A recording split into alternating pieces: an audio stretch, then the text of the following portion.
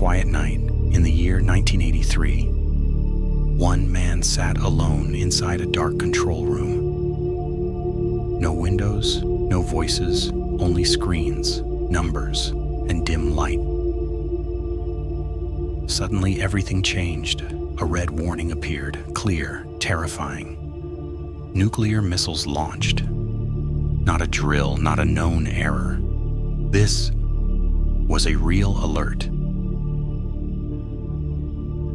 His name was Stanislav Petrov, an officer in the Soviet Union's nuclear early warning system. And this moment came during the most dangerous period in human history. The Cold War was at its peak. Every doubt could mean the end of the world.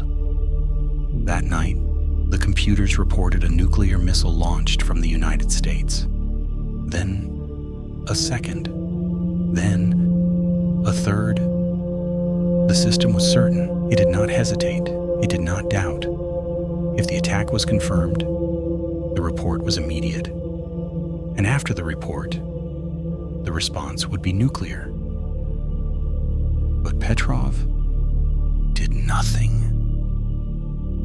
He did not shout. He did not press any button. He stared at the screens, then closed his eyes for a single moment.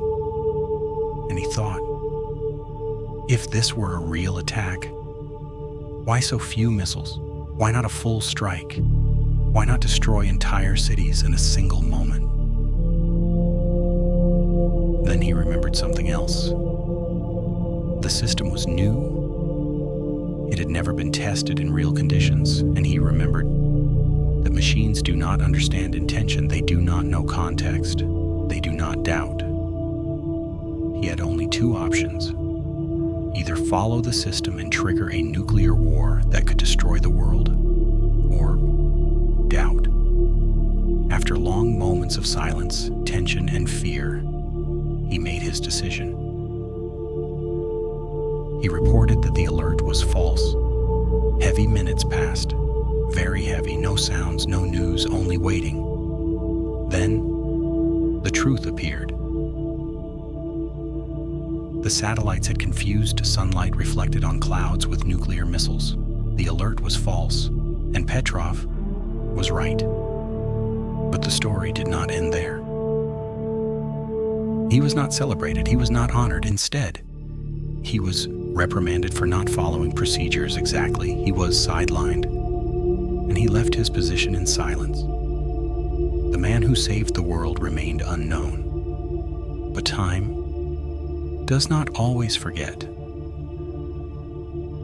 Months after the incident, he received a medal for services to the nation, a silent recognition, without light, without attention. Then, after many years of obscurity, in 2006, he was recognized as a citizen of the world because he chose reason when madness was easier. This story is not about a heroic figure. It is about a human being placed inside a system that demanded speed. A system designed to react instantly, to eliminate hesitation, to punish delay. That night, everything was built to move fast. The alert, the protocol, the expected response. There was no room for reflection, no tolerance for slowing down, because in that world, speed was safety and doubt was dangerous. Petrov did the opposite. He slowed everything down inside himself.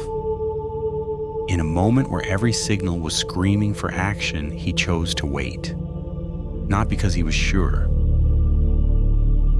but because acting too fast felt irreversible. Today we live in a world that looks very different, and yet feels strangely similar. Information travels instantly. Decisions are expected immediately. Reactions are valued more than reflection. We trust systems because they are faster than us. We trust algorithms because they do not hesitate. And we often blame those who take their time. We call them slow, indecisive, outdated. But speed does not make a decision right. It only makes it final. Petrov didn't save the world by being bold. He saved it by refusing to rush. He accepted the cost of doubt, the loneliness, the blame, the risk of being wrong. Because sometimes, doubt is not weakness. It is the moment when someone stops and thinks for themselves.